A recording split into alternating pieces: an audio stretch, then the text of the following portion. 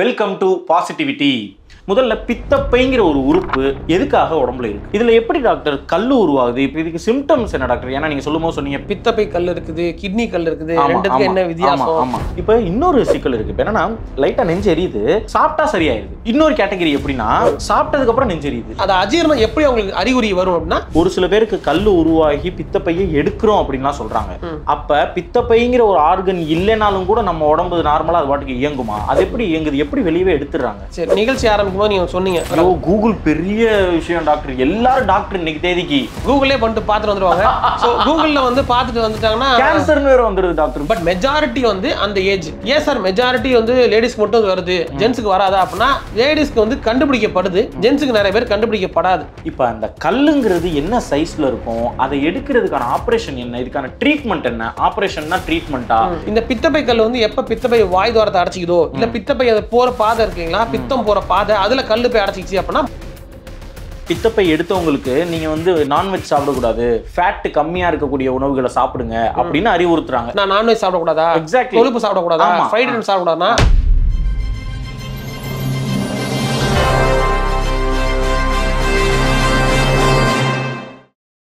நம்ம உடம்புலங்க பித்தப்பை அப்படின்னு ஒன்று இருக்குங்க. இதை இங்கிலீஷ்ல கால் பிளாடர் அப்படின்னு சொல்லுவோம். இந்த பித்தப்பையில கல்லு உருவாகிறது அப்படின்றத நம்ம கேள்விப்பட்டிருப்போம். ஒன்று நம்ம குடும்பத்தில் யாருக்காவது நடந்திருக்கும், இல்லை தெரிஞ்சவங்களுக்கு நடந்திருக்கும். நம்ம ஹாஸ்பிட்டலில் ஒரு வாரம் அட்மிட் பண்ணியிருப்பாங்க. என்னன்னா பித்தப்பையில கல் இருக்கான், பித்தப்பையவே எடுக்கணும்னு டாக்டர் சொல்லிட்டாரு, அதுக்கான ஆப்ரேஷன் நடக்க போகுது அப்படின்னு சொல்லிலாம் நம்ம கேள்விப்பட்டிருப்போம். இந்த பித்தப்பைங்கிறது என்னது, அதில் கல் உருவானா என்ன ஆகும்? இப்போ கிட்னிலலாம் நம்ம கல் உருவாகுது அப்படின்னு சொல்லுவோம். இப்போ இந்த ரெண்டு கல்லும் ஒன்று தானே, அந்த கல்லெல்லாம் எப்படி கரைக்கிறது? இப்போ பித்தப்பையவே வெளியே எடுத்துடுறாங்களே. எனக்கு தெரிஞ்செல்லாம் ரொம்ப ரொம்ப க்ளோஸ் உறவினர்களுக்கு பித்தப்பையை வெளியே எடுத்து டாக்டரே அதை காட்டியிருக்காரு. இங்கே பாருங்க உங்க அப்பாவோட பித்தப்பை தான் அப்படின்னு சொல்லி காட்டியிருக்காங்க. அப்போ பித்தப்பைங்கிற ஒரு உறுப்பு உடம்புல இருந்து எடுத்துட்டா என்ன ஆகும்? இது வராமல் இருக்கிறதுக்கெல்லாம் நம்ம என்ன செய்யணும்? வந்தா என்னென்ன செய்யணும்? எந்த வயசுல இது வரும் வைக்கும்? இதை பத்தி எல்லாமே நம்ம தெரிஞ்சுக்க போறோம். இதோட சேர்த்து இந்த அஜீரணம், அசிடிட்டி, இது சம்பந்தமான விஷயங்களையும் இன்னைக்கு நம்ம கேட்டு தெரிஞ்சுக்க போறாங்க. நம்ம ஏற்கனவே சொல்ற மாதிரி உடம்பை வளர்த்தேன் உயிர் வளர்த்தேனே தான். உடம்பு தான் முக்கியம், உள்ள இருக்க இன்டர்னல் ஆர்கன்ஸ் தான் முக்கியம்.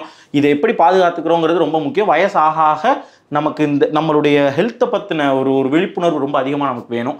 அதுக்காக தான் இன்றைக்கி நம்ம இருக்கோம். இங்கே நம்ம வேளச்சேரியில் பிரசாந்த் ஹாஸ்பிட்டலில் இருக்கோம். டாக்டர் பாரி முத்துக்குமார் நம்ம கூட இருக்காங்க. இதை பற்றின நல்ல ஒரு ஆழமான அறிவுடையவங்க. ஏற்கனவே நம்ம ஹெர்னியா பற்றின ஒரு வீடியோவில் சார்கிட்ட பேசியிருந்தோம். கேஷுவலாக நமக்கு புரிகிற மாதிரி, நம்ம மக்களுக்கு ஏற்ற மாதிரி பேசக்கூடிய ஒரு மருத்துவர். அவரை நம்ம பாசிட்டிவிட்டி நிகழ்ச்சிக்கு வெல்கம் பண்ணுறதுல பெரும் மகிழ்ச்சி அடைகிறேன். வணக்கம் டாக்டர். வணக்கம். வணக்கம், ரொம்ப சந்தோஷம் நீங்கள் திரும்ப பாசிட்டிவிட்டியில் உங்களை சந்திக்கிறதுல, உங்க கூட பேசுறதுல எனக்கு பெரும் மகிழ்ச்சி. முதல்ல பித்தப்பைங்கிற ஒரு உறுப்பு எதுக்காக உடம்புல இருக்கு? பித்தப்பை அப்படிங்கிறது பார்த்தீங்கன்னா ஒரு ஸ்டோரேஜ் பேக். இப்போ அந்த காலத்துலலாம் வந்து சுருக்கு பைன்னு சொல்லுவாங்கல்ல, பாட்டி தான் வச்சிருப்பாங்க சுருக்கு பை. அந்த மாதிரி ஒரு பை, ஸ்டோரேஜ் பேக். சரிங்களா? இது எப்படி இருக்கும் அப்படின்னா, பித்தம் அப்படிங்கிறது ஈரலில் உருவாகி அது வந்து பித்தப்பையில் தேங்கி இருக்கும். இந்த பித்தத்தோட வேலை என்னன்னா, உங்களுக்கு ஜீரண சக்திக்காக வருது. அதாவது கொழுப்பு ஆகாரம், இந்த மாதிரி ஆகாரம் இருக்கும்போது அது ஃபேட் டைஜஷனுக்காக அந்த பித்தங்கிறது நமக்கு தேவைப்படுது. ஸோ என்ன ஆகும்னா, நம்ம நிறையா திடீர்னு சாப்பிட்றோம். அப்போ வந்து பித்தத்தை அப்பப்போ அந்த லிவர்லேருந்து எடுக்காம பித்தப்பை தேக்கி வச்சுக்கும். இந்த பித்தப்பை என்ன பண்ணுன்னா, உங்களுக்கு சுருங்கி விரியும். தேவையான நேரத்தில் உங்களுக்கு எப்போ இந்த ஜீரண சக்தி தேவைப்படுதோ அப்போ என்ன பண்ணால் பித்தப்பை சுருங்கி பித்தத்தை வெளியில் தள்ளும். ஸோ பித்தம் வந்து உங்களுக்கு வந்து ஜீரணத்துக்கு உதவும். இதுதான் பித்தப்பையோட வேலை. பித்தப்பையில் பித்தம் சுரக்கிறது கிடையாது. பித்தப்பையில் வந்து பித்தத்தை ஸ்டோர் தான் பண்ணி வச்சு, ஸ்டோரேஜ் ஆர்கன். உங்கள் வீட்டில் வாட்டர் டேங்க் இருக்கு இல்லைங்களா, அதில் மாதிரி. சரிங்களா? வாட்டர் டேங்க்ல தண்ணி வந்து எப்போல்லாம் அந்த கிரவுண்ட்லேயும் டேரெக்டாகவும் எடுக்கலாம், நம்ம ஸ்டோர் பண்ணி வச்சுட்டு எடுக்கலாம். அந்த மாதிரி பித்தப்பைங்கிறது ஒரு ஸ்டோரேஜ் ஆர்கன். அதோட வேலையை அவ்வளோதான், ஸ்டோரேஜ் ஆர்கன். அப்பப்போ தேவைப்படும் போது அந்த பித்தப்பை சுருங்கி விரிஞ்சு அந்த பித்தத்தை வெளியே தரும். இதுதான் பித்தப்பையோட ஃபங்க்ஷன். இது டெய்லி இந்த வேலையை அது செய்யுமா, இல்லை உடம்புல நான் ஃபேட் சம்பந்தமான ஏதாவது பொருள் சாப்பிட்டா அது தேவையான தான் செய்யுமா, இல்லை அதோடைய ஃபங்க்ஷன்ஸ் கண்டினியூஸாக நடக்குமா? இது கண்டினியூஸாக அந்த ஃபங்க்ஷன் நடந்துட்டு தான் இருக்கும்.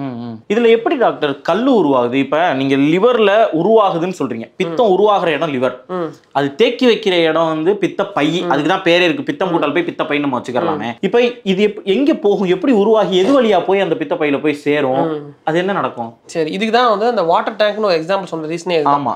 ஸோ ஸ்டோரேஜ் ஆர்கன் சொல்றோம். இப்போ வந்து ஊர்ல வாரில் தண்ணி ஓடுது. சரிங்களா? வீட்டில் ஒரு பாத்திரத்தில் தண்ணி வைக்கிறீங்க, இல்லை டேங்க்ல தண்ணி இருக்கு. டேங்கை சுத்தம் பண்ணுவோம் நம்ம. ஆமா. எதுக்காக சுத்தம் பண்ணுவோம்? நல்ல தண்ணி வரணும். ஏன்னா மேல அழுக்கா ஆல்ரெடி தண்ணி ரொம்ப நாள் தேங்கியே நின்னுச்சுன்னா என்ன ஆகும்னா, பாசி வரும், பாசி பிடிச்சிரும். புரியுதுங்களா?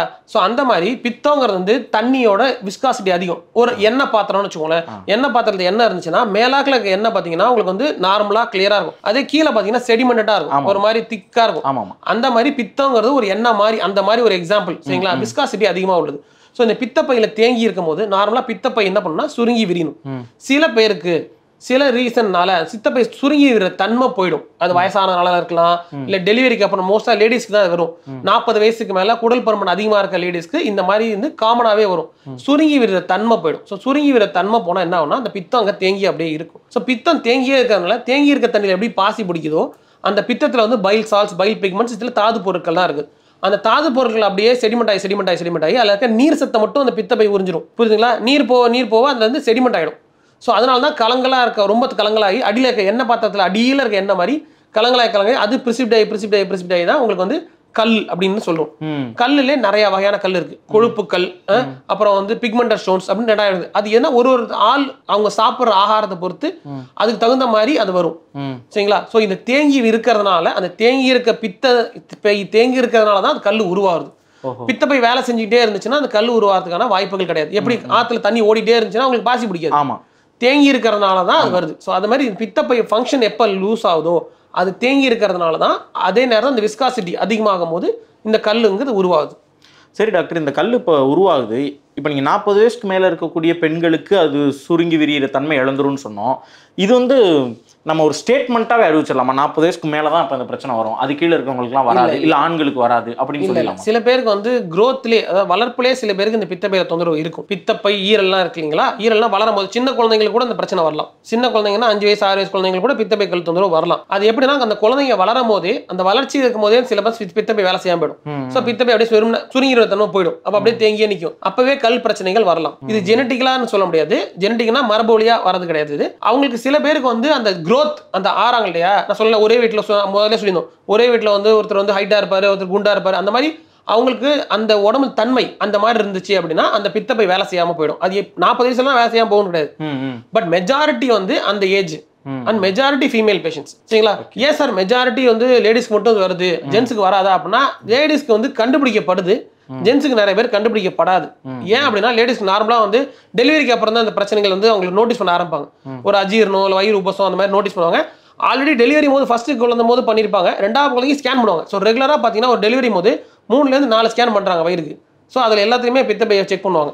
அடுத்த டெலிவரி வரும்போது பார்ப்பாங்க. ஸோ இதுலேயே கண்டுபிடிக்கப்படுது. பட் ஜென்ஸுக்கு பார்த்தீங்கன்னா போய் நார்மலாக ஸ்கேன் அப்படின்னு அவங்களா பண்ணுறது கிடையாது. ஒரு வயசுக்கு அப்புறம் ஹெல்த் செக்அப்னு அவங்களா போய் பண்ணாதான் அது தெரியுது. ஸோ அதனால தான் அவங்களுக்கு கண்டுபிடிக்கப்படக்கூடியது லேட்டாக கண்டுபிடிக்கப்படுது.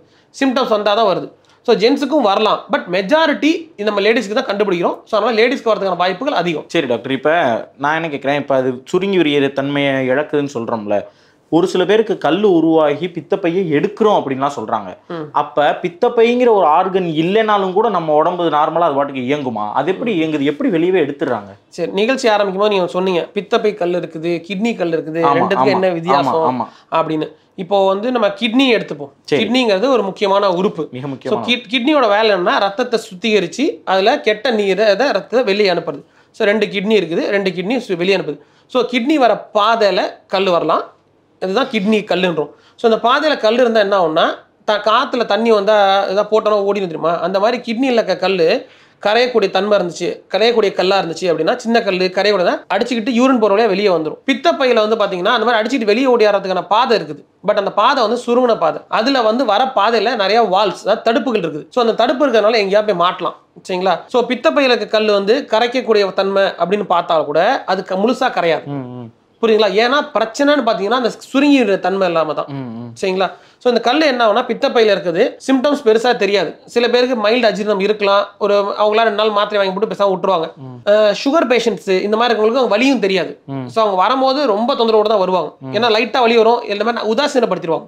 ஸோ இந்த கல் வந்து என்ன ஆகுனா பித்தப்பையிலே இருக்கும்போது சிம்டம்ஸ் ரொம்ப கம்மியாக இருக்கும். பித்தப்பையை விட்டு தாண்டி பித்தப்பை வாய் துவாரம்னு சொல்லுவோம், அதுலேயோ இல்லை பித்த டியூப்னு சொல்லுவோம். எப்படி ஈரல்லேருந்து பித்தம் வருதுங்களா, ஈரல் இருக்கும், ஈரல்லேருந்து பித்தம் வரும், அதை சேர்த்து வைக்கிற பை தான் பித்தப்பை. எப்படி வீட்டில் பைப் போடும் போது மேலே போகுதுங்களா, சைட் பைப் இருக்குல்ல, அந்த மாதிரி பித்தப்பை இருக்கும். இதில் டேரெக்டாக டேங்க்ல நேரட்டாக இங்கே வர மாதிரி என்ன டேரெக்டாக நீங்கள் இதுலேருந்து எடுத்துக்கலாம். ஒரு கீழே தண்ணி ஸ்டோரேஜ்லேயும் எடுத்துக்கலாம், டேங்க்லேருந்து எடுத்துக்கலாம்ல.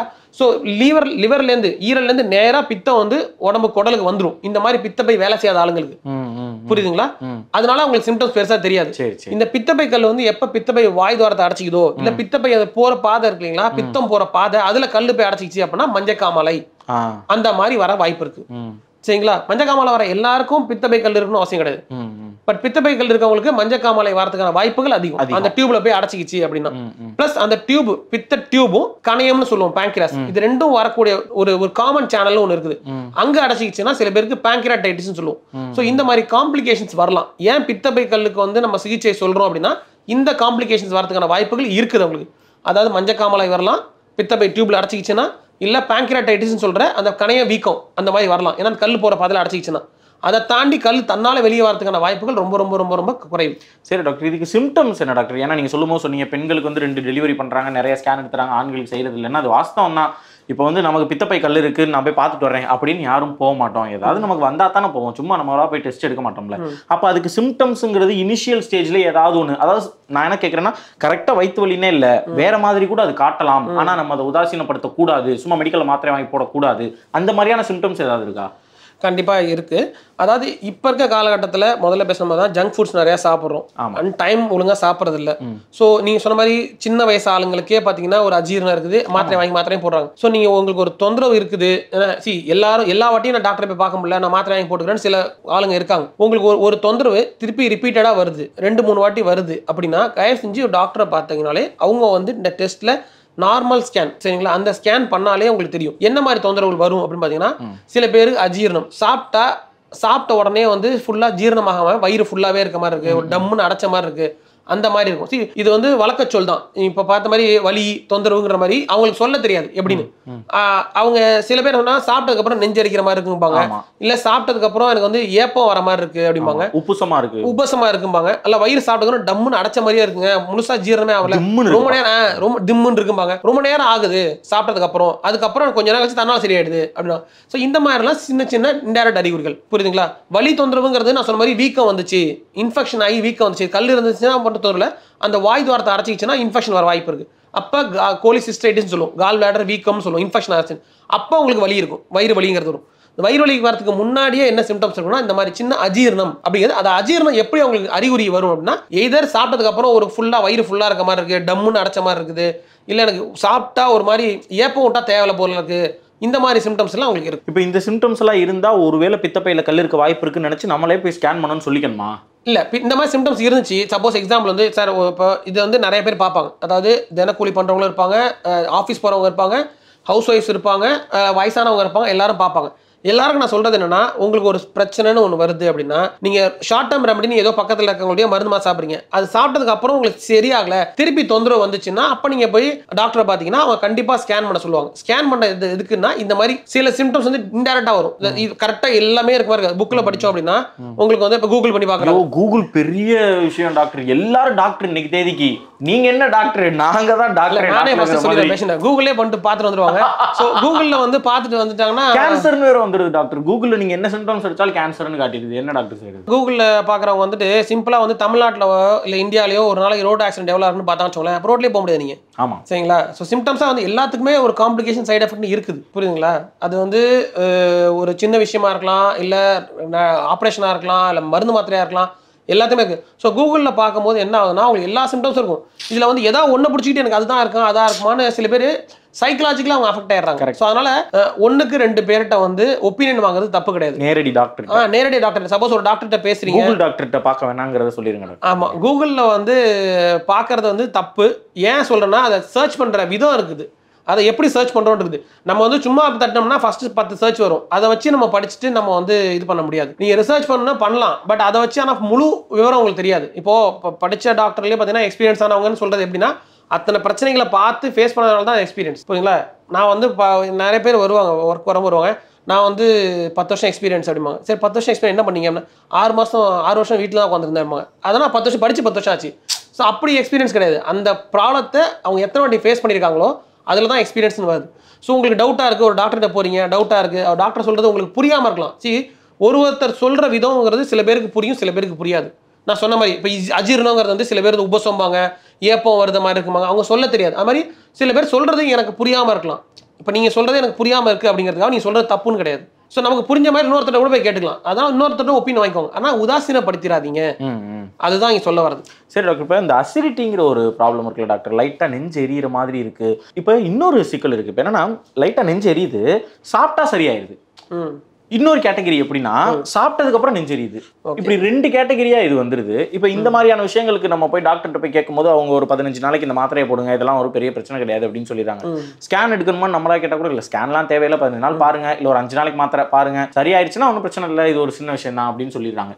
இப்போ இந்த சாப்பிட்டோட எனக்கு சரியாகுது, அது வரைக்கும் நெஞ்செரிஞ்சுக்கிட்டே இருக்குங்கிறது என்னது, இல்லை சாப்பிட்டதுக்கு அப்புறமா எனக்கு நெஞ்செரிய ஆரம்பிக்குதுங்கிறது என்னது? சரி, இப்போ உணவு குழாய்னு பார்த்தோம்னா நம்ம இந்த நெஞ்சு இந்த இடத்துல தொந்தரவு வரதை பற்றி பார்க்குறோம்ல, மன்னிக்கணும் நான் இன்னொரு கேள்வியை தொடர்ந்துடுறேன். இப்ப இதுக்கும் இந்த பித்தப்பை இதுல கல் உருவாகிறது, இந்த பித்தப்பை செயலிழக்கிறது, இதுக்குமான தொடர்பெல்லாம் ஏதாவது இருக்கா? ஏன்னா எல்லாமே நம்ம உணவு டிராக்ட் எல்லாம் போடுறோம். ஸோ இப்போ நம்ம உணவு டிராக்ட்னு எடுத்தோம்னா அப்பர் ஜின்னு சொல்லுவோம், அதாவது மேல் பக்கம் உள்ள குடல், சரிண்ணா, அப்புறம் நடுக்குடல், சிறுகுடல், அப்புறம் மலைக்குடல் இருக்குது. இப்போ முன்குடல் அந்த அப்படிங்கிறது ஈசோபேக்ஸ்னு சொல்லுவோம், வாயிலேருந்து அதுலேருந்து ஸ்டொமக்னு ஒன்று இருக்கும். ஸ்டொமக் முடிகிற இடத்துல தான் அந்த பித்தப்பை டியூப் வந்து ஜாயின் ஆகிற இடம், சரிங்களா? ஸோ இந்த இடத்துல உள்ள சிம்டம்ஸ் எல்லாமே ஒன்றுக்கு ஒன்று ஓவர்லேப் ஆகும், புரியுங்களா? ஒரே ஒரு சிம்டம்ஸ் ஒரே ஒரு தான், வயிறு எரிச்சல் இருந்தால் வயிறு புண்ணு தான் அப்படின்னு கிடையாது, அதுக்கு மற்ற காரணமும் இருக்கலாம், புரியுங்களா? ஏன்னா பித்தப்பை குடல் 2 பக்கத்தில் இருக்குது. நிச்சயம் மாதிரி உங்களுக்கு அசிடிட்டி பிரச்சனையும் இந்த அஜீரண பிரச்சனையும் ஒன்றுக்கு ஒன்று ஓவர்லேப் ஆகலாம், சரிங்களா? ஸோ அதனால கூட உங்களுக்கு வலி வரலாம். சம்டைம்ஸ் பார்த்தீங்கன்னா இதுக்கு மெயின் காரணம்னு பார்த்தீங்கன்னா ஃபுட் ஹேபிட்ஸ் தான். உங்களுக்கு அசிடிட்டியாக இருக்கலாம், அல்சராக இருக்கலாம், அதுக்கு மெயின் காரணம் ஃபுட் ஹேபிட்ஸ். லேட் நைட் சாப்பிட்றது, சரிங்களா? அப்புறம் அன்டைமில் சாப்பிட்றது, இதுதான் மெயின் காரணம். இது நார்மலாக வந்து கேஸ்ட்ரைட்டிஸ் அப்படின்னு சொல்லுவாங்க, அதாவது வயிறில் புண்ணு இருக்கலாம் அப்படின்னு. ஸோ அதுக்கு சிம்டமேட்டிக் ட்ரீட்மெண்ட் கொடுத்தாலும் நீங்கள் சொன்ன மாதிரி 1 வாரமோ 10 நாளோ மாத்திரை சாப்பிட்டாலே சில பேர் செட்டில் ஆகிடும். திரும்பி வரதுக்கு காரணம் என்ன அப்படின்னா நீங்கள் திருப்பி அந்த உணவு பழக்கத்தை ஒழுங்காக மேனேஜ் பண்ணல அப்படின்னா அது வரும். இதுக்கு வந்து உடனே ஸ்கேன் பண்ணுமா வேணாமா, அதான் நான் அப்பயே சொன்னேன் உங்கள்கிட்ட. ஒரு ப்ராப்ளம் இருக்குது, நீங்கள் பக்கத்தில் டாக்டர் பார்க்குறீங்க, ஒரு மருந்து மாத்திரை கொடுக்குறாங்க அப்படின்னா அது திரும்பி உங்களுக்கு ரெக்கரன்ஸ் ஆகுதுன்னா கண்டிப்பாக அவங்களே சொல்லுவாங்க, ஒரு எண்டோஸ்கோப்பின்னு வாயில டியூப் விட்டு பார்க்க சொல்லுவாங்க, இல்லை நார்மல் ஸ்கேன் எடுத்து சொல்லுவாங்க. இது ரெண்டுமே வந்து வயிறு இந்த இடத்துல தொந்தரவு இருந்துச்சு அப்படின்னா அதை பார்க்க சொல்லுவாங்க. இது ரெண்டுமே காமனாக பார்க்க சொல்கிறது தான். இது சில பேருக்கு கேஸ்ட்ரைட்டிஸ்ங்கிறது ரெகுலராகவே இப்போ இருக்குது, நிறைய பேர் பார்க்கணும், சின்னவங்களுக்குலே இருக்குது, 18 வயசுல இருக்குது. ஸ்ட்ரெஸ் இன்டியூஸ் கேஸ்ட்ரைட்டிஸ்னு ஒன்று இருக்குது, அதாவது எனக்கு ஸ்ட்ரெஸ் இருந்தாலே இந்த மாதிரி புண்ணு வரும். லேட் நைட் ஷிஃப்ட் பார்க்குறோம் நிறைய பேர் நாங்கள் மீட் பண்ணுறோம், நைட்டெல்லாம் ஷிஃப்ட் பார்க்குறாங்க, அது வந்து ஓவர்சீஸில் ஒர்க் பண்ணுறாங்களா இருக்காங்க, இங்கே ஒர்க் பண்ணுறாங்க கால் சென்டரில், நைட்டெல்லாம் ஷிஃப்ட் பார்க்குறாங்க. அவங்க வந்து அவங்க டைமிங்கே பார்த்தீங்கன்னா நைட்லாம் முடிச்சிருக்காங்க, காலையில் தூங்குறாங்க. காலையில் முழுசாக தூங்குறாங்களான்னா அதுவும் கிடையாது, ஒரு 4 மணி நேரம் தூங்குறாங்க, அப்புறம் எந்திரிச்சிடுறாங்க. ஏன்னா வீட்டில் பசங்களை கொண்டு போய் விடணும், அவங்க வீட்டில் இருக்கவங்க ஹெல்ப் பண்ணணும், இந்த மாதிரி இருக்கு. ஸோ அப்போ என்ன ஆகுனா அவங்களுக்கே அறியாம அது வந்து ஸ்ட்ரெஸ் உருவ ஆரம்பிக்கும். தமிழ்ல ஒரு சொல் இருக்கு, அதாவது கல்ல தின்னாலும் கரையிற இது, ஓடுற பாம்பு மிதிக்கிற வயசும்பாங்க. அது அந்த வயசுக்கு மட்டும்தான் அது உகந்தது, அதை தாண்டிடுச்சுன்னா கஷ்டம். 18 வயசுல நான் இவ்வளவு நேரம் உழைச்சேன், 20 வயசுல நான் இவ்வளவு உழைச்சேன் அப்படின்னா 25 வரும்போது இது வந்து உதைக்க ஆரம்பிக்கும். அதுதான் பிரச்சனை. ஸோ லாங்கிவிட்டி வந்து வேணும், நான் வந்து 30 வருஷம் 40 வருஷம் இருக்க வரையும் வாழ்ந்துட்டு போறேன் அப்படின்னு இல்லாம நான் 50 வருஷம் இப்போ நீங்க 60 வயசு தாண்டுனாலே எல்லாரும் ஐயோ 60 வயசு தாண்டணும் அப்படின்றாங்க. ஸோ லாங்கிவிட்டி நீங்க வேணும் அப்படின்னா சின்ன சின்ன சேஞ்சஸ் தான் லைஃப்ல நம்ம தான் மாத்திக்கணும்.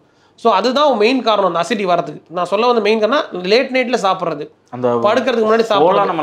அந்த லைஃப் ஸ்டைல என்ன நீங்க பண்றீங்க? இன்னைக்கு காலையில நான் லிஃப்ட்ல வந்துகிட்டு இருக்கும்போது ஒரு பக்கத்து ஆஃபீஸ்ல இருக்க ஒரு 2 பேர் பொண்ணுங்க பேசிக்கிட்டு வராங்க, நைட்டு தூக்கமே பத்த மாட்டேங்குதுடி அப்படின்னு. அவங்க அதுக்கு சொல்றாங்க, என்ன செய்யறது, லேட்டா போறோம், அப்புறம் இத்தனை மணிக்கு வர்றோம், என்னதான் பண்றது அப்படின்னு சொல்லிட்டு வர்றாங்க. இது நம்ம காதுல விழுகுது. அப்ப அந்த தூக்கம் பத்த மாட்டேங்குதுங்கிறதெல்லாம் இதுல ஒரு காரணமா வரக்கூடும்ல. அதான் சொன்னேன், இது ஒரு சைக்கிள், ஒரு சர்க்கிள் மாதிரி, சரிங்களா? இது எல்லாருக்குமே நடக்குதுங்க. இப்போ டாக்டர் சைட்லயும் பாத்தீங்கன்னா இப்போ வந்து எங்களுக்கும் அந்த மாதிரி ப்ராப்ளம்ஸ் இருக்கு. இப்போ லேட் நைட் என்னாலும் ஆப்ரேஷன் பண்ணி முடியும் 2 மணி ஆச்சு, இப்போ காலைல 9 மணிக்கு வந்துடும். ஸோ இந்த ப்ராப்ளம் எல்லாருக்குமே இருக்குது. இதை நம்ம மேனேஜ் பண்ணிக்கணும். இதை எப்போ நம்ம நமக்கு தெரியணும், என்ன நம்ம எப்படி நம்ம ஸ்டாப் பண்ணணும், எந்த வயசுலயா ஏதோ ஒரு வயசுல. இப்போ முன்னாடிலாம் பார்த்தீங்கன்னா கவர்மெண்ட் ஜாப்ல ரிட்டையர்மெண்ட்னு ஒன்று இருக்கும். ஆமா, சரிங்களா? இப்போ கவர்மெண்ட் ஜாபை தாண்டி உள்ள யாருக்குமே ரிட்டையர்மெண்ட் ஒன்று கிடையாது, சரிங்களா? நம்மளா ரிட்டையர் ஆகிட்டா மட்டும்தான் உண்டு. அது மாதிரி நம்மளா தான் நம்மளை வந்து மினிமைஸ் பண்ணிக்கணும். சில இதெல்லாம் அட்லீஸ்ட் ஜங்க் ஃபுட்ஸை ஸ்டாப் பண்ணுறதை அவாய்ட் பண்ணலாம். வீட்டு சாப்பாடு சாப்பிட்றது பெட்டர். அதை தாண்டி லேட் நைட்டில் சாப்பிட்றது அதை அவாய்ட் பண்ணலாம். தூக்கம் வரலன்னு பார்த்தீங்கன்னா நிறைய பேர் ஃபோன் எடுக்க ஆரம்பிச்சிட்டாங்க, இன்க்ளூடிங் நானுமே பார்த்தீங்கன்னா ஃபோன் எடுக்கணும். ஃபோன் எடுத்தோம் அப்படின்னா அப்படி போயிட்டே இருக்கு. இப்போ நம்ம நிகழ்ச்சியே வந்து நல்லா இருக்குது, அடுத்தடுத்து இது பார்க்குற மாதிரி இருக்குது. ஸோ அதுவே ஒரு தூண்டுக்குள்ளே போயிடுது. ஸோ தூக்கத்தை தாண்டி அதை நம்ம ஷேர் பண்ணுறோம். ஸோ நம்ம என்ன பண்ணால் ஒரு லேட் நைட்ல வந்து இதுக்கு மேலே ஃபோன் பார்க்க மாட்டோம், நம்மளா ஒரு குறிக்கோள் எடுத்துக்கிட்டா தான் ஆஃப் பண்ணி வச்சோம்னாலே போதும், நம்ம பார்த்துக்கிட்டா சரியா வந்து. ஆமாம், சரி டாக்டர். இப்போ coming back to the point வந்து இப்போ பித்தப்பையில கல் வந்துருச்சு டாக்டர், எனக்கு பித்தப்பை வந்து சுருங்கி விரியலை, வேலை செய்யாம போயிருச்சு. அதனால அந்த கீழே படிஞ்சிருக்கக்கூடிய செடிமெண்ட்ஸ் எல்லாம் கல்லா மாறுது. அந்த கல் வந்து அந்த பைல் டக்ட் நமக்கு அந்த பித்தம் போய் அந்த ட்ராக்கை போய் லைட்டா அடைக்கிது வைக்கிது, ஏதோ ஒரு தொந்தரவு வலி ஏற்படுத்துது, எங்களுக்குள்ள வலிச்சுக்கிட்டே இருக்கு. இப்போ அந்த கல்லுங்கிறது என்ன சைஸ்ல இருக்கும், அதை எடுக்கிறதுக்கான ஆப்ரேஷன் என்ன, இதுக்கான ட்ரீட்மெண்ட் என்ன? ஆப்ரேஷன்னா ட்ரீட்மெண்ட்டா இல்ல மாத்திரை மருந்து சாப்பிட்டா என்னால கல்லை கரைக்க முடியுமா, இது என்ன நடக்கும் இந்த இடத்துல? சரி, இப்போ பித்தப்பை கல் இருக்குங்கிறது நம்ம எப்படி டயக்னோஸ் பண்ணுவோம் அப்படின்னு பார்த்தீங்கன்னா, ஒரு ஸ்கேன் ஆல்ரெடி அல்ட்ராசவுண்ட் அப்டமன் சொல்லுவோம். அந்த அல்ட்ராசவுண்ட் ஸ்கேனில் பார்த்தோம்னா பித்தப்பை நல்லா தெரியும், பித்தப்பையில் கல் இருக்கா இல்லையாங்கிறது நமக்கு தெரியலாம். இதை தாண்டி சப்போஸ் நீங்கள் சொல்ல மாதிரி வலி தொந்தரவு வந்துச்சு அப்படின்னா எம்ஆர்ஐ ஸ்கேன் ஒன்று பண்ணுவோம். எம்ஆர்ஐ ஸ்கேன் எதுக்கு பண்ணணும் அப்படின்னா, அந்த எம்ஆர்ஐ ஸ்கேனில் வந்து பித்தப்பை, பித்த டியூபு, இந்த கணையத்தோட டியூப், இது எல்லாமே நமக்கு ஒரு தெளிவாக தெரியும். எம்ஆர்ஐ ஸ்கேன் பண்ணோம் அப்படின்னா எல்லாருக்கும் பண்ணணும் அவசியம் இல்லை, சில பேர் டவுட் உள்ள பேஷண்ட் பண்ணுவோம். எப்போனா அந்த கல் வந்து பித்தப்பையில் மட்டும் இல்லை, சில பேருக்கு பித்தப்பையில் பார்த்தீங்கன்னா ஒரு கல் இருக்குன்னு வரும், சில பேருக்கு நிறைய கல் இருக்கணும். ஸோ இந்த நிறைய கல் ஒரு கல் வரதுக்கு எல்லாமே அது வந்து ஆளோட தன்மையை பொறுத்து தான். சரிங்களா? ஸோ ஒரு கல் இருந்தால் பிரச்சனை இல்லை, நிறைய கல் இருந்தால் பிரச்சனை அப்படின்லாம் கிடையாது. கல்லுனாலே அது பிரச்சனை தான். சரிங்களா? ஸோ அந்த கல் வந்து பித்தப்பையில் வந்து நிறைய கல் இருக்குங்கும் போது அது பித்த டியூப்லேருந்து உழுவுறதுக்கான வாய்ப்புகள் அதிகம். சரிங்களா? அப்படி வந்தால் தான் உங்களுக்கு நான் சொன்ன மாதிரி மஞ்சக்காமலை வரலாம், இல்லை கணையத்தோட டியூப் அடைச்சிதுன்னா பாங்க்ரியாடைட்டிஸ் வரலாம். ஸோ இந்த மாதிரி சிம்டம்ஸ் வரலாம். ஸோ இவங்களுக்கு வந்து நம்ம என்ன பண்ணுறோம், சைஸ் அப்படின்னு நம்ம பேசணும். ஸோ ஸ்கேனில் வந்து என்ன சைஸில் ஆப்ரேஷன், நிறைய பேஷண்ட் கேட்குறாங்க, சார் எனக்கு வந்து இவ்வளோ தான் சைஸ் கல் இருக்குது, ஆப்ரேஷன் பண்ணுமா, எனக்கு அவ்வளோ கல் இவ்வளோ பெருசு இருக்குது, ஆப்ரேஷன் பண்ணுமா அப்படின்றாங்க. ஸோ பித்தப்பை கல் இருந்தாலே அது ஒரு பிரச்சனை. ஸோ அந்த பிரச்சனைக்கு தீர்வு அப்படின்னு பார்த்தீங்கன்னா மருந்து மாத்திரையில கல் கரையுமான அடுத்த ஒரு கேள்வி இருக்குது. ஸோ என்னோட எக்ஸ்பீரியன்ஸில் நான் பார்த்த வரைக்கும் கல் கரையிறது அப்படிங்கிறது நடக்கிறது கிடையாது. சரிங்களா? நம்ம யூகிச்சிக்கலாம் அந்த மாதிரி கல் இருக்குன்னு. இப்போ எக்ஸாம்பிள் பார்த்தீங்கன்னா உதாரணத்துக்கு இப்போ என்கிட்ட கார் கீ இருக்கு, இதோட சைஸ் என்னன்னு யாராவது கேட்டாச்சு, சும்மா உதாரணம் சைஸ் மட்டும் சொல்லுங்களேன், எவ்வளோ இருக்கும் சொல்லுங்க. ஒரு 5 சென்டிமீட்டர் இருக்கிற மாதிரி இருக்கு. ஒரு 5 சென்டிமீட்டர் சொல்றீங்க. சரிங்களா? இப்போ இது இப்படி பாருங்க, இப்போ பார்த்தா நமக்கு ஒரு 1.5 சென்டிமீட்டர். கல்லுங்கிறது வந்து பித்தப்பையில மிதந்துட்டே இருக்கும். நீங்க ஸ்கேன் பண்ணும்போது இப்படி ஒரு சைஸா இருக்கலாம், இல்ல இப்படி ஒரு சைஸா இருக்கலாம். ஸோ இதை வச்சு சைஸ் வந்து கம்மி ஆயிடுச்சு, மாத்திரை சாப்பிட்டேன் அதனால இதே கண்டினியூ பண்றேன் அப்படின்றாங்க. எதுக்கு சார் பித்தப்பையில கல் இருக்கு, அதான் தொந்தரவே கொடுக்கல, நான் சும்மா போனேன் ஸ்கேன் பண்ணேன் பித்தப்பையில கல் இருங்க, இவங்க பட்ட ஆபரேஷன் சொல்றாங்க, எதுக்கு இது அப்படின்ற ஒரு கேள்வி எல்லாருக்குமே இருக்கு. எல்லாருக்கும் அதான், நானே உங்க வேலையை பாக்குறேன். இல்ல சும்மா போனேங்க, என்னப்பா சும்மா நம்ம வந்தோம் அதுன்னு வந்தோம், என்னத்தையோ பார்த்துட்டு கல் இருக்கு அது இது இத்தனை லட்ச ரூபா செலவுங்கிறாங்க, ஆபரேஷன் இதெல்லாம் சரியா வராது அப்படின்னு சொல்றது தான் நமக்கு அதிகம். சோ இந்த பித்தப்பையில வந்து இன்சிடென்டல் ஃபைண்டிங் சொல்லுவோம். அதாவது வேற ஏதோ ஒரு தொந்தரவுக்காக போயிருப்பாங்க, சொன்ன மகப்பேருக்காக போறாங்க, மகப்பேரு பார்க்கும்போது அந்த ஸ்கேன் பண்ணுவோம் பித்தப்பையில கல் இருக்குன்னு. இதுதான் இன்சிடென்ட்ல காமனா பாக்குறது. லேடிஸ் ஏன் சொல்றேன்னா இதான் காரணம், ஏன்னா அவங்க வந்து ஸ்கேனுக்கு உள்ளாக்கப்படுறதுனால அவங்களுக்கு கண்டுபிடிக்கப்படுது சீக்கிரமா. ஜென்ஸுக்கு அந்த இது வராதனால பண்றல. சோ இந்த கல் இருந்தா ஆபரேஷன் தான் பண்ணி ஆகணுமா, வழியே இல்லைன்னு நான் சொன்ன மாதிரி மருந்து மாத்திரைகள் கரையுது அப்படிங்கிறதுக்கான வாய்ப்புகள் வந்து ரொம்ப ரொம்ப கம்மி. என்னோட நாலேஜ் படி அது கரையாது. சரிங்களா? நான் பார்த்த வரைக்கும் எனக்கு கல் கரைஞ்சு கிடையாது. அது விஸ்காசிட்டியை குறைக்கும். சில மருந்துகள் இருக்கு, என்னன்னா நான் சொன்ன எண்ணெய் மாதிரி அந்த விஸ்காசிட்டியை குறைக்கிறதுனால கல் உருவாகிற தன்மையை கம்மிப்படுத்த வாய்ப்பு இருக்கிறது, கல் உருவாக. பட் இந்த மூல காரணம் என்னன்னு நம்ம பார்க்கும்போது சுருங்கிற தன்மை. சுருங்கிற தன்மை போனதுக்கு அப்புறம் நீங்க விஸ்காசிட்டியை குறைச்சாலும் தங்கி நிக்கிறது வந்து பெருசா இதாகாது, மாறாது. சோ அந்த கல் வந்து இருந்தாலே ஆபரேஷன் பண்ணணுமா அப்படின்ற கேள்வி பதில் சொல்றேன். இப்ப கல் இருக்குது, அது எனக்கு தொந்தரவு கொடுக்கல, நான் தொந்தரவு வரும்போது ஆபரேஷன் பண்றேன் அப்படின்னு ஒரு கேள்வி இருக்குது. சோ இந்த தொந்தரவு கொடுக்கும் போது நீங்க ஆபரேஷன் பண்ற டாக்டர் போனீங்க அப்படின்னா உங்களுக்கு புரியுமா சொன்னா, ஒரு லேண்ட் இருக்குங்க, அந்த லேண்ட்ல புதுசா வீடு கட்டுறதுக்கும் ஆல்ரெடி வீடு ஒருத்தவங்க பாதி கட்டி பாதி விட்டத வீடு கட்டுறதுக்கும் உள்ள வித்தியாசம் தான் அது. சோ இந்த இன்ஃபெக்ஷன் வருது இல்ல வீக்கம் வருது என்ன ஆகும்னா பித்தப்பை வீங்கி அது பக்கத்துல இருக்க குடல் எல்லாம் சுத்தி ஒட்டிக்கும். சரிங்களா? ஆபரேஷன் பண்றதுங்கிறது வந்து நீ சொன்ன ஏற்கனவே பாதி கட்டி விட்டு வீடை போய் கட்டுற மாதிரி, இல்ல ஆல்ரெடி வீடு கட்டின வீடை ரெனோவேட் பண்ற மாதிரி. புரியுதுங்களா? சோ அதுக்கு ஒரு டிஃபிகல்ட்டி வரும். புதுசா கட்டுற வீடுங்கிறது ஈஸி. சோ பிரச்சனை இல்லாத போது ஆபரேஷன் பண்ணீங்க அப்படின்னா இப்ப இருக்க காலகட்டத்தில் லாப்ரோஸ்கோபின்னு சொல்லுவோம். சிறுதுளை நுண்துளை ஆபரேஷன், சிறுதுளை ஆபரேஷன் லாப்ரோஸ்கோபி ஆர் ரோபோட்டிக், அதாவது ரோபோ கருவி மூலமா பண்றது. சோ இது மூலமா நம்ம ஆபரேஷன் பண்றோம் அப்படின்னா பிரச்சனையே இல்லை. நான் போனேன் ஸ்கேன் பார்த்தேன் கால் பிளாடர் கல்லுனாங்க, எனக்கு ஏதோ கல் இருக்குன்றாங்க, டாக்டர் கேட்டேன் பண்ணிக்கிறது நல்லதுன்னு சொன்னாரு. நம்ம நிறைய பேஷண்ட் பண்றோம் விதின் 48 hours, 48 மணி நேரம் கூட தேவையில்லை அவங்க ஹாஸ்பிட்டல் ஸ்டே பண்ணது. இப்போ நீங்க அப்ராட்லாம் பார்த்தீங்கன்னா 24 hours காலைல அட்மிட் ஆகி ஆபரேஷன் பண்ணி சாயந்தரமே வீட்டுக்கு போயிடலாம். அந்த அளவுக்கு ப்ரொவைடட் பேஷண்ட் வந்து கம்ஃபர்டபுளா இருக்காங்க அப்படின்னா. சில பேஷண்ட் வந்து இல்லை எனக்கு கொஞ்சம் கம்ஃபர்டபுளா இல்லை, மயக்க மருந்து கொடுத்தா கஷ்டமா இருக்கு அப்படின்னா அடுத்த நாள் அனுப்பும். ஸோ யூஸ்வலா 48 hours 48 மணி நேரத்துக்குள்ள அவங்க ஆபரேஷன் பண்ணி வீட்டுக்கே போயிடலாம். இது தொந்தரவே இல்லாதவங்களுக்கு வருது. இல்ல நான் தொந்தரவு வந்ததுக்கு அப்புறம் வரேன் அப்படின்னா இந்த மாதிரி தான் ஆல்ரெடி ஃபுல்லா இன்ஃபெக்ஷன் ஆயிருக்கும், ஃபுல்லா ஒட்டிட்டு இருக்கும், அதை பண்ணி ஆபரேஷன் பண்ணி எடுக்கிறதுங்கிறதுக்கே நமக்கு கஷ்டம். சரிங்களா? அதோட காம்ப்ளிகேஷன்ஸ் தான் நான் சொன்னது. இந்த கல் வந்து பித்த டியூப்ல அடைச்சிட்டு மஞ்சள் காமலை வந்துச்சுன்னா அவங்களுக்கு 2 ப்ரொசீஜர் பண்ற மாதிரி வரும். ஒரே ஒரு லாப்ரோஸ்கோபி பண்ணாம எண்டோஸ்கோபின்னு சொல்லுவாங்க, வாயிலே டியூப் போட்டு அந்த பித்த டியூப்ல போற கல்லையும் நம்ம எடுக்கணும். அதுக்கப்புறம் லாப்ரோஸ்கோபி பண்ணி அந்த பித்தப்பையும் எடுக்கணும். ரெண்டே எடுக்கணும். இதுல இன்னொரு ரொம்ப காம்ப்ளிகேஷன் என்ன வரும்னா நான் சொன்ன மாதிரி கணையம் போற பாதையை போய் இந்த கல் அடைச்சிச்சு பேங்க்ரியாடைட்டிஸ் சொல்லுவாங்க. அந்த கணைய வீக்கம் கல்லுனால வரது வந்து பாத்தீங்கன்னா அது ஒரு ஸ்பெக்ட்ரம் இருக்கு. சும்மா வெறும் வயிறு வலியோட போன பேஷன்ஸ் இருக்காங்க, ஐசியூ போயிட்டு கோமா ஸ்டேஜ் அளவுக்கு டியூப் போற அளவுக்கு போறவங்களும் இருக்காங்க. ஸோ அந்த அளவுக்கு கணையத்தோட பிரச்சனை கொண்டு போய் விட்டுருவங்கள. புரியுதுங்களா? ஸோ இதனால தான் ஒரு முன்னெச்சரிக்கை ப்ரிவென்டிவ் மெஷராக தான் பித்தப்பையில கல் இருந்தால் இது வரதுக்கான வாய்ப்புகள் இருக்குது. அதனால அதை ஆப்ரேஷன் பண்ணி எடுத்துருங்கன்னு சொல்றோம். அந்த ஆப்ரேஷன் பார்த்தீங்கன்னா இப்போ இருக்க காலகட்டத்தில் அந்த லாப்ரோஸ்கோபி, ரோபோட்டிக் சர்ஜரிஸ் இதெல்லாம் வச்சு பண்ணும்போது உங்களுக்கு 48 ஹவர்ஸ்ல நீங்க ஆப்ரேஷன் பண்ணிட்டு நார்மல் ஆக்டிவிட்டி நார்மலா என்ன பண்ணீங்களோ எல்லா ஆக்டிவிட்டியும் பண்ணலாம். ரெஸ்ட்ரிக்ஷன் கிடையாது. இதுக்கெல்லாம் எவ்வளவு டாக்டர் செலவாகும் சார்? ஒவ்வொரு இதை பொறுத்து இருக்கு. 18 வயசு 20 வயசுல ஒருத்தர் வராது. இப்ப ஆக்சுவலா 18 வயசு சொல்ல முடியல, ஹெல்த்தியா இருக்காரு ஒருத்தர். ஏன்னா வயசு வச்சு ஹெல்த் சொல்ல முடியல. இப்ப ஆக்சுவலா பாத்தீங்கன்னா நான் வந்து அந்த கான்ட்ரரி, நான் 50 வயசு 60 வயசு இருக்காங்கல்ல, 60 வயசு 70 வயசு இருக்காங்கல்ல, அவங்க எல்லாம் நல்லா இருக்காங்க, ஹெல்த்தியா இருக்காங்க. சரிங்களா?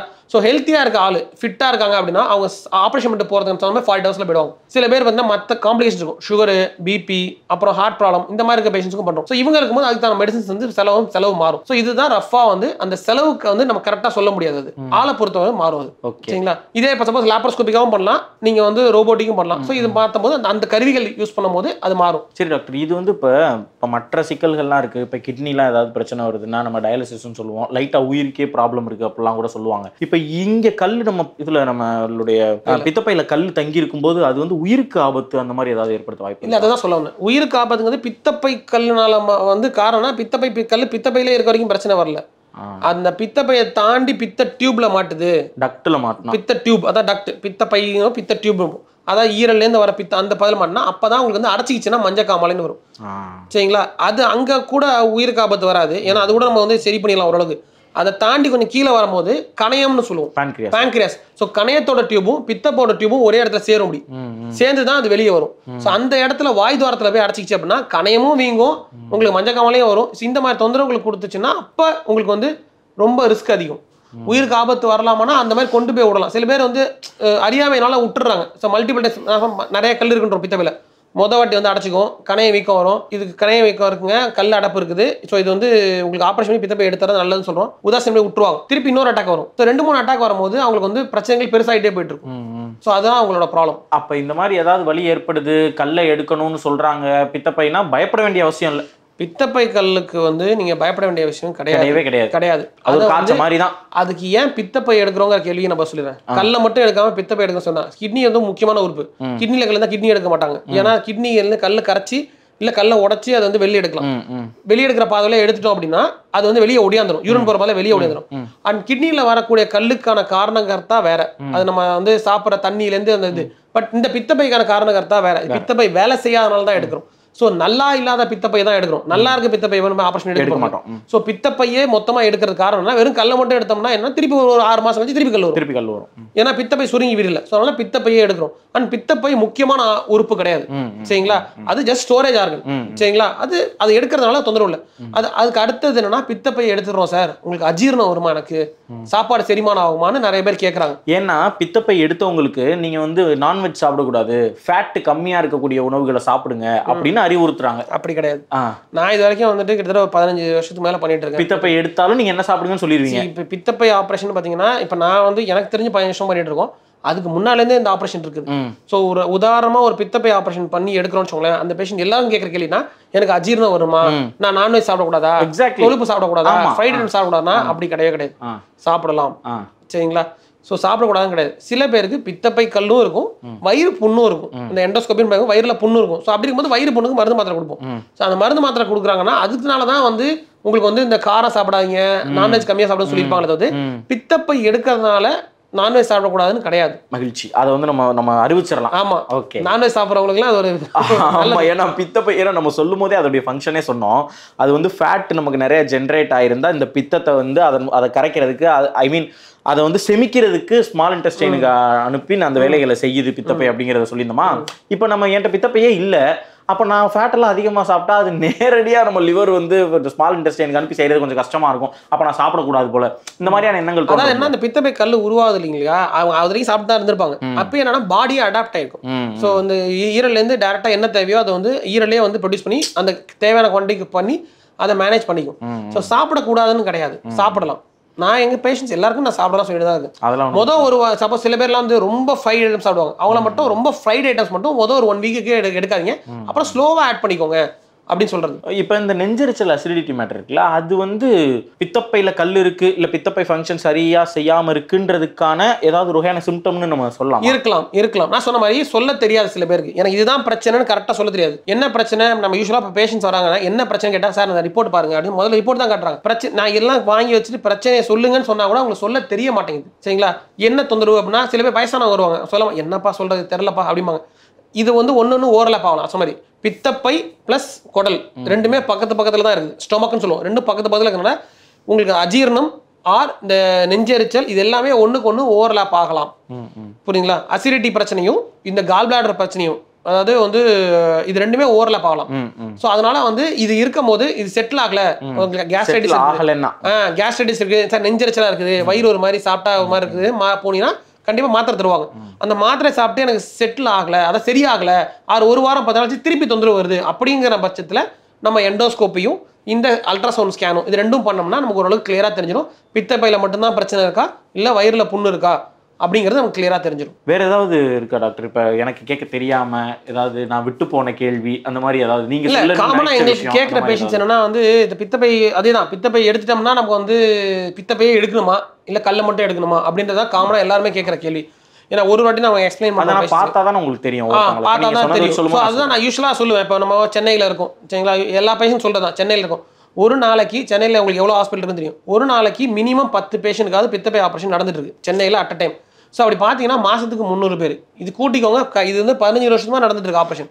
ஸோ ஒருத்தருக்கு வந்து ஒரு ஆப்ரேஷன் பண்ணுறதுனால பிரச்சனைகள் அதிகமாகும் அப்படின்னா அந்த ஆப்ரேஷன் பண்ணுறது நிறுத்திடும். சரிங்களா? ஸோ பித்தப்பை கல் ஆப்ரேஷன் பண்ணுறதோட பேஷண்ட்க்கு தெரிய வேண்டியது என்ன அப்படின்னா, நிகழ்ச்சியில் இருக்கவங்களுக்கு அதை உதாசீனப்படுத்திடாதீங்க. அதோட காம்ப்ளிகேஷன்ஸ் வந்துருச்சு, அதாவது பிரச்சனை வந்ததுக்கப்புறம் நான் போகிறேன் அப்படின்னீங்கன்னா அது உங்களுக்கு செலவையும் அதிகப்படுத்தும், உங்களுக்கு ஹாஸ்பிட்டல் இருக்கக்கூடிய நேரத்தையும் அதிகப்படுத்தும். அதோட காம்ப்ளிகேஷன்ஸ்னால உங்களுக்கு தொந்தரவுகள் தான் அதிகம்.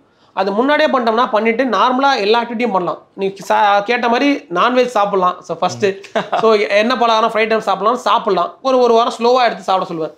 மற்றபடி எல்லாமே வந்து அவங்க பண்ணலாம், நார்மல் ஆக்டிவிட்டி பண்ணலாம். சரி, ஆப்ரேஷன் சின்ன சிறுதொலை தான் போட்டு பண்ணுறோம்.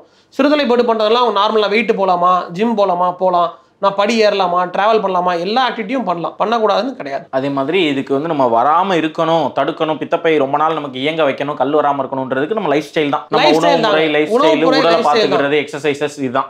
இதை தாண்டி வேற எதுவும் கிடையாது. ஆமாம். சரி, அதான் சொன்னேன். பித்தப்பை வந்து உங்களுக்கு வந்து சுருங்கிட்டு தன்மை போகுதுன்னு சொல்லேன். அதுக்கு வந்து இப்போ எக்ஸாம்பிள் வந்து சில பேர் நான் சொன்ன மாதிரி இது வந்து கொஞ்சம் உடல் பருமனாக இருக்கவங்களுக்கு வரதுக்கான வாய்ப்புகள் அதிகம்.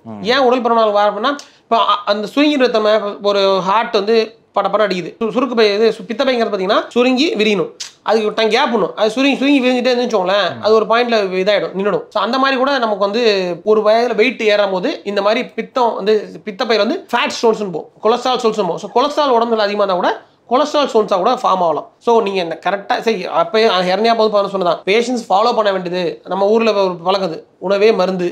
ஆமாம். இப்போ எல்லாருக்கும் வந்து எங்க அப்பா சொல்லுவாரு, இப்ப பாரு உணவே மருந்துட்டாங்க, மருந்து தான் உணவு மாதிரி சாப்பிட்டு இருக்கேன், இவ்வளோன்னு சாப்பாடு இவ்வளவு மாத்திரை அப்படின்னு. இது வேணாம் அப்படின்னு பார்த்தா இதை ஒழுங்கா சாப்பிடணும். கரெக்ட். ஆதாரத்தை ஒழுங்கா சாப்பிட்டு இருக்கணும். அட்லீஸ்ட் இனிமேவாது சாப்பிடுவோம். சாப்பாடு நேரத்துக்கு சாப்பிட்றது, கரெக்டா சாப்பிட்றது, வெளியில சாப்பிட்றத எந்த அளவுக்கு அவாய்ட் பண்ணிக்குமோ. இப்போ டிராவல் பண்ணிட்டே இருக்கவங்க வெளி சாப்பாடு சாப்பிட வீட்டு சாப்பாடு சாப்பிடுறது கஷ்டம். சில பேர் இப்போ நிறைய சிங்கிளா இருக்காங்க, இல்ல ஃபேமிலி வேற இடத்துல இவங்க இடத்துல இருப்பாங்க, வேலைக்காக வேற ஊர் வந்திருப்பாங்க. ஸோ அவங்க சமைச்சு சாப்பிட்றது கஷ்டம். அட்லீஸ்ட் வெளியில சாப்பிட்றீங்க அப்படின்னா வெளியில சாப்பிட்றது அளவா சாப்பிடுங்க, டயத்துக்காக சாப்பிடுங்க. அந்த மாதிரி பண்ணாலே உங்களுக்கு வந்து நிறைய பிரச்சனை குறைக்கலாம். மகிழ்ச்சி டாக்டர், உங்களுடைய இன்சைட்ஸ்லாம் நீங்க ரொம்ப பகிர்ந்துக்கிட்டீங்க, அருமையான விஷயம். நீங்க நேரடியாக நேர்களை பார்த்து லாஸ்ட் ஃபார் மினிட் நீங்க ஏதாவது பேசணும்னா நம்ம நேர்கள் பார்த்து நீங்க பேசலாம். வணக்கம்.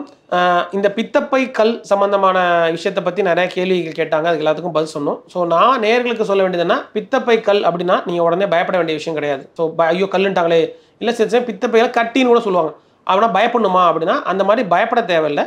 நீங்கள் பக்கத்தில் இருக்க ஒரு டாக்டர்கிட்ட போய் காட்டினீங்க அப்படின்னா அவங்க வந்து உங்களுக்கு வந்து ஆப்ரேஷன் பண்ணணுமா பண்ண வேணாமா இல்லை எப்போ பண்ணுற மாதிரி இருக்குன்னு சொல்லுவாங்க.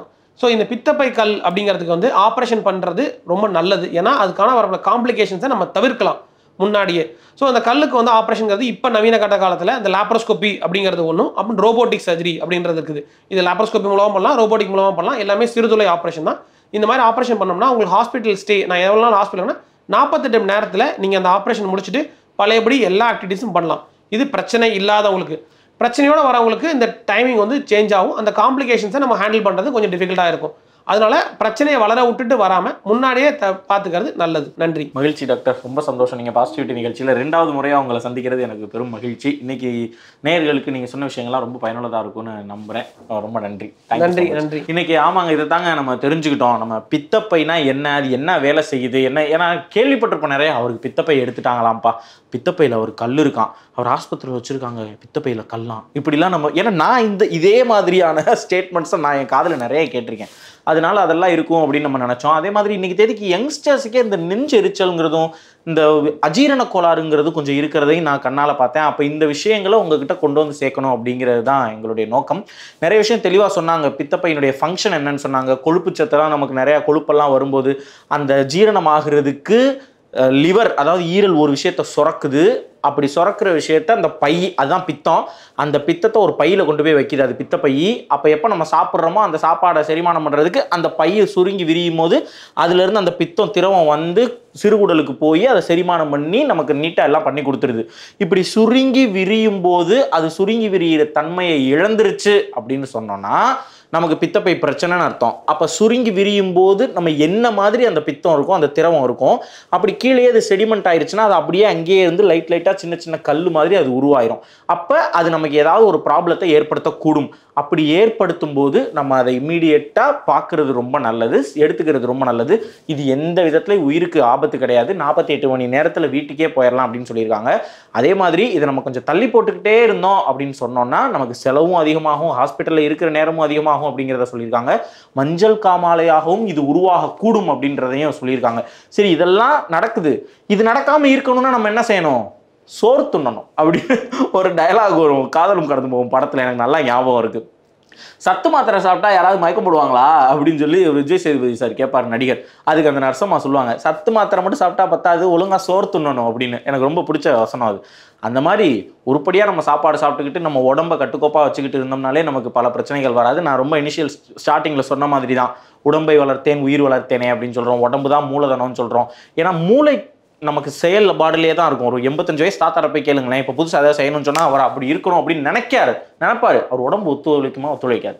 அப்போ நம்ம உடம்பு ஒத்துழைக்கிற ஸ்டேஜ்களில் உடம்பை நல்லபடியாக பார்த்துக்கறணுங்கிறது தான். ஆக மொத்தம் எந்த மருத்துவர்கிட்ட இனிமேல் நம்ம எடுக்க போகிற எந்த பாசிட்டிவிட்டியில் யார் பேசினாலும் இதை தான் சொல்ல போகிறாங்க. அதனால உடம்பை நல்லபடியாக பார்த்துக்கோங்க. இதை தான் இன்றைக்கி நான் அவங்ககிட்ட சொல்கிறேன்.